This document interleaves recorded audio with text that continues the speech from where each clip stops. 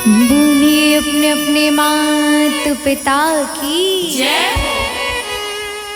इस संसार में माता पिता अपने बच्चों के लिए जो करते हैं, कितना भी प्रिय क्यों ना मिल जाए बच्चों को, जिस प्रकार एक पिताजी एक माँ अपने बच्चों के लिए अपने जीवन को समर्पित करते हैं, स्वयं की सुख की कोई भी चिंता नहीं, बच्चों के सुख के लिए परेशान रहते हैं, उस प्रकार कोई भी नहीं मिल सकता। और एक माँ का जीवन ऐसा है, माँ का प्रेम बच्चे की तरफ प्रति ऐसा है कि माँ चाहे खुद गीले में सोए परंतु बच्चे को कभी गीले में नहीं सुलाती है। और वही बच्चे बड़े होकर के 4 पैसे क्या कमा लेते हैं, कहेंगे आपने हमारे लिए किया ही क्या है, आपने क्या किया हमारे लिए। अगर 4 बेटे हो तो एक माँ मेहनत करेगी, मजदूरी करेगी, अपने 4 बेटों को पाल पोष करके बड़ा कर देगी। लेकिन स्थिति यह आ गई है आज की कि 4 बेटे एक माँ को नहीं पाल पाते। अरे माँ की दुआ कभी खाली नहीं जाती, माँ की दुआ कभी खाली नहीं जाती और माँ की बद्दुआ कभी टाली नहीं जाती। और 4 बेटों को पाल पोस करके बड़ी कर देती है एक माँ, लेकिन 4 बेटों से एक माँ पाली नहीं जाती। सुंदर भावना। मेहनत कह के कितनों रुपया कमैबा, अचरा के सुख कता ही न बबुआ पैबा, सपना न होई कब पूराए बबुआ, माई बिन जिंदगी अधूरा हो, माई बिन जिंदगी अधूरा। मेहनत करके कितनों रुपया कमैबा, अचरा के सुख कता ही न बबुआ पैबा, सपना न होई कब पूराए बबुआ, माई बिन जिंदगी अधूरा हो, माई बिन जिंदगी अधूरा।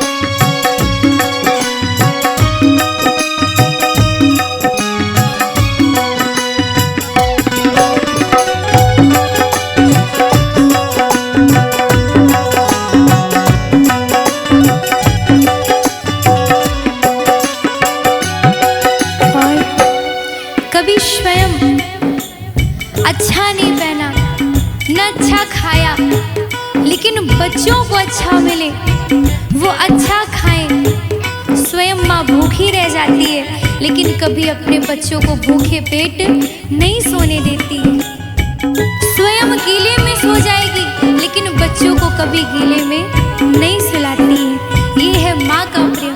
और वही माँ जब वृद्ध हो जाती है और बच्चे ठुकरा देते हैं, अरे याद कीजिए उस समय को जब आप छोटे थे, माँ ने क्या क्या किया है आपके लिए।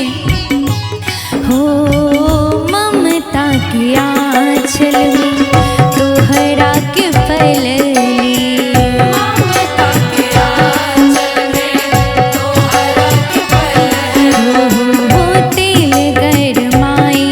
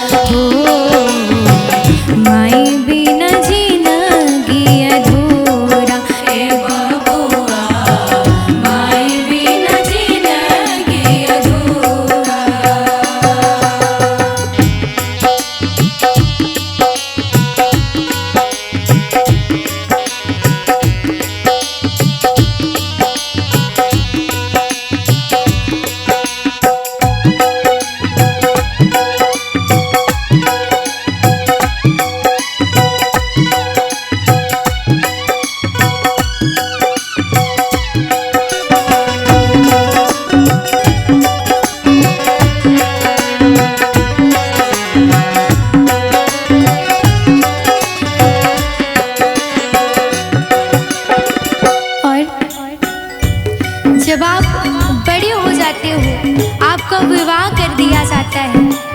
तो आप पत्नी का ध्यान रख रहे हैं, बहुत अच्छी बात है। लेकिन अगर एक साड़ी पत्नी के लिए लाई जाए तो एक साड़ी माँ के लिए भी जरूर लाया जाए। प्रश्न कि जब तक बेटे का विवाह नहीं होता तब तक क्यों नहीं कोई माँ को वृद्धाश्रम जाना पड़ता? जब विवाह हो जाता है तभी क्यों माँ वृद्धाश्रम जाती है? देखिए, पत्नी का भी साथ दीजिए लेकिन माँ को मत भूलिए। हो दूधवा किने की नाही चुकैला, दूधवा किने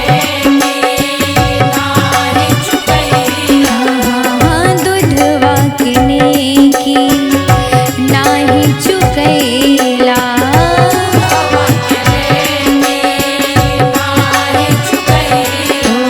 ममता भुलाए तो ना री में आझुरैला,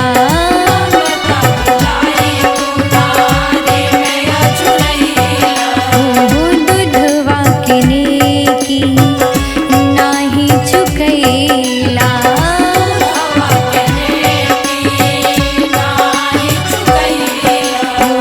ममता भुलाए तो ना री में आझुरैला।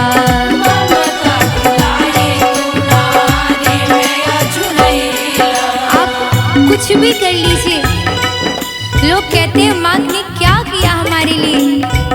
अरे आप करोड़ों रुपए रख दो लेकिन फिर भी माँ ने जो किया है ना उसके मूल्य को वो चुका नहीं सकते करोड़ों रुपए भी। तो सुंदर भाव में वर्णन है, कितनो करबा कर जन चूकी, कितनो करबा कर जन चूकी, चाहे झुक बात धूरा ए बबुआ, माई बिन जिनगी अधूरा, माई बिन जिनगी अधूरा ए बबुआ, माई बिन जिनगी अधूरा।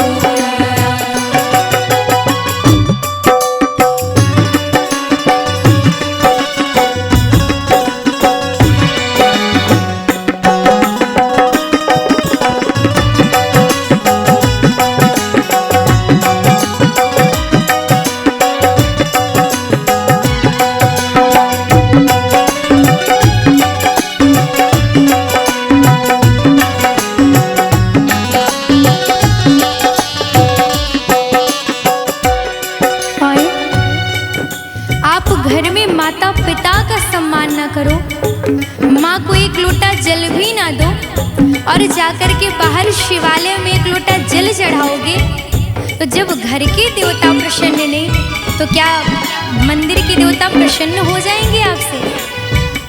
आप खूब तीर्थ करो, खूब धाम कर लो, लेकिन अगर घर में माता पिता प्रसन्न नहीं है ना आपसे तो आपको उस धाम करने का कोई भी अर्थ नहीं निकलेगा। इसीलिए सबसे पहले अपने घर के देवता को प्रसन्न कीजिए, सबसे पहले अपने घर के भगवान को प्रसन्न कीजिए, उसके बाद बाहर के भगवान को मनाइए। हो जग में अमर बा माई के कहानी, जग में अमर बा माई के कहानी, जग में अमर बा माई के कहानी, जग में अमर बा माई के कहानी, तोहरे के खातिर झेली सब परेशानी, तोहरे के